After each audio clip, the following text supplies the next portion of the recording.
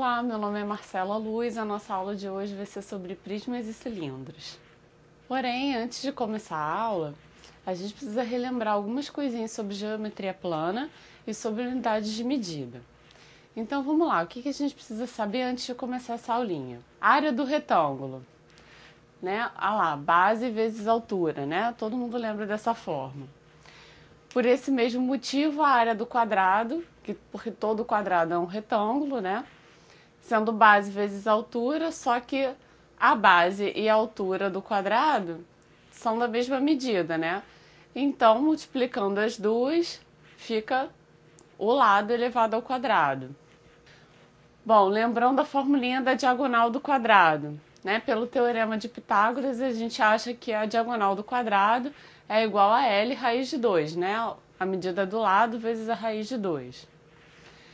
A área de um triângulo qualquer, base vezes altura, divididos por 2. Se for um triângulo equilátero, pelo teorema de Pitágoras, a gente acha que a altura do triângulo equilátero é igual a L raiz de 3 sobre 2. E a área de um triângulo equilátero é L ao quadrado raiz de 3 sobre 4.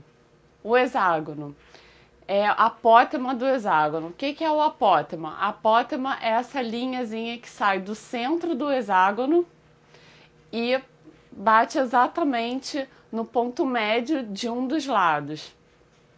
Então, isso é o apótema. Repara que a gente pode dividir um hexágono em 6 triângulos equiláteros, como está aí na figura.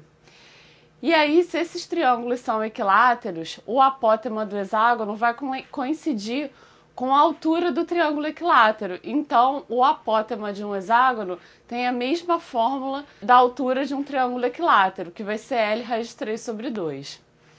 E a área do hexágono vai ser 6 vezes a área de um triângulo equilátero. Então, a área do hexágono vai ser 6 vezes L2 raiz de 3 sobre 4, simplificando 6 com 4, tenho que a área do hexágono é 3L2 raiz de 3 sobre 2. Bom, lembrando também como a gente calcula o comprimento da circunferência, né? A fórmula do comprimento da circunferência, que a gente também pode chamar de perímetro da circunferência, é igual a 2πr. Lembrando que o π é igual a 3,14, certo? E a área do círculo vai ser πr ao quadrado.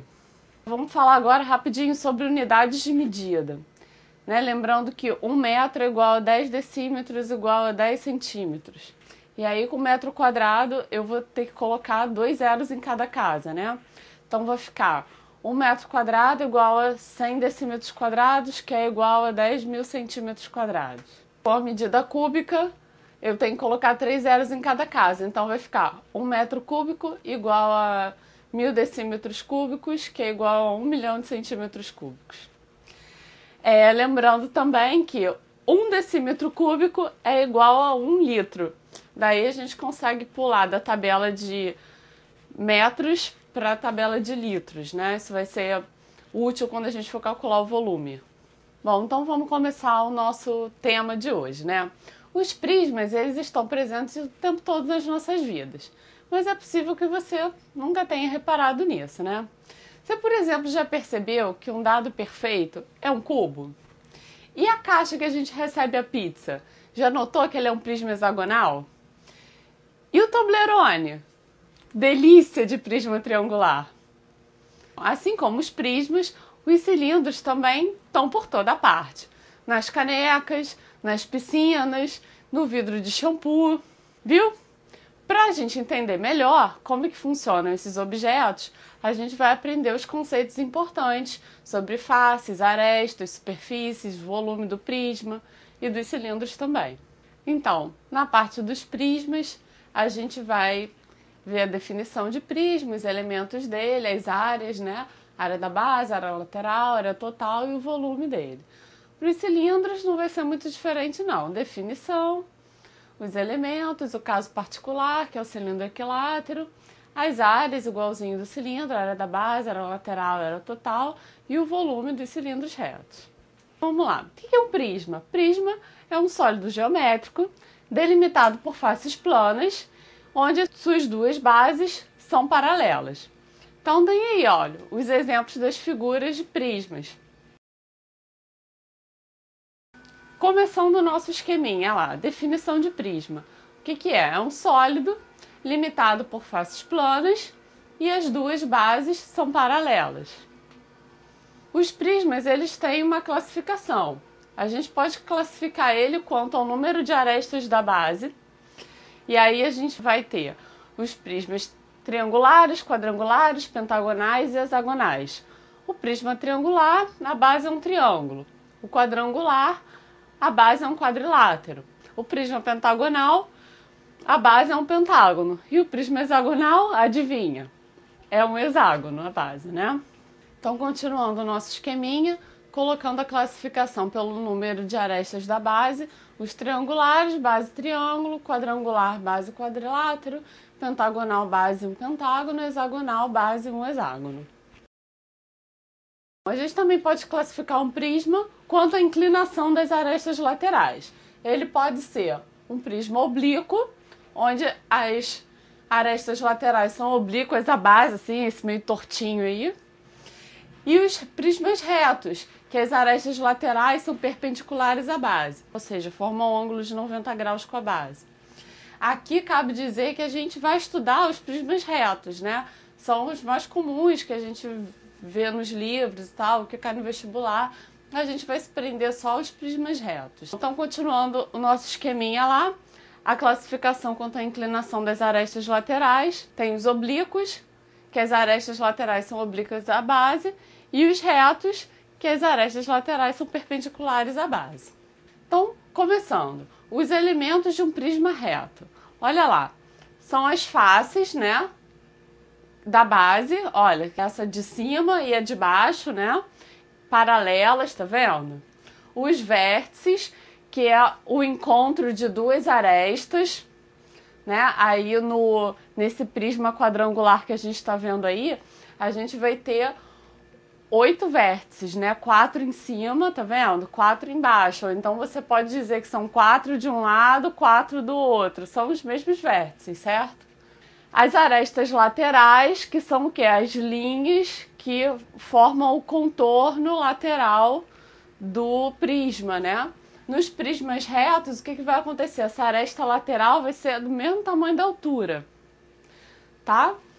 As faces laterais, que são as faces, né, esses retângulos aí que formam o prisma, o contorno dele, a lateral dele.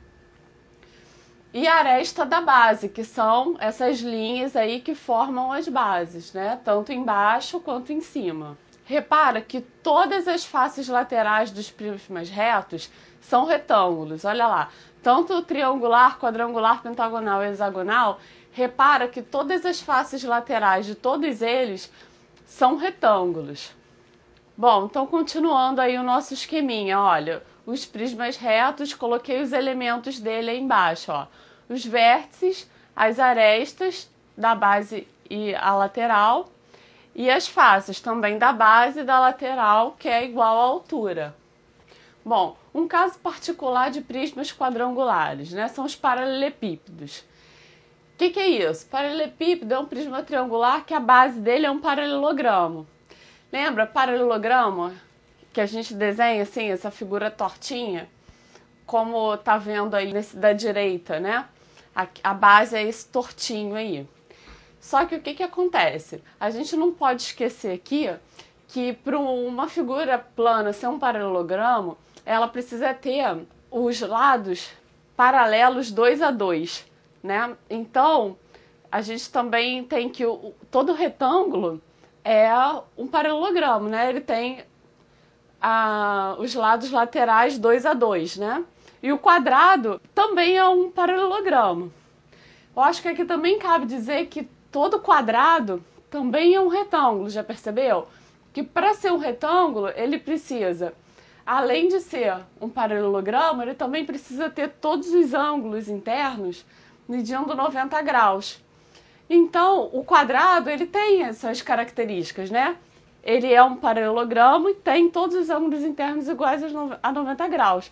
Então, o quadrado é o caso particular do retângulo.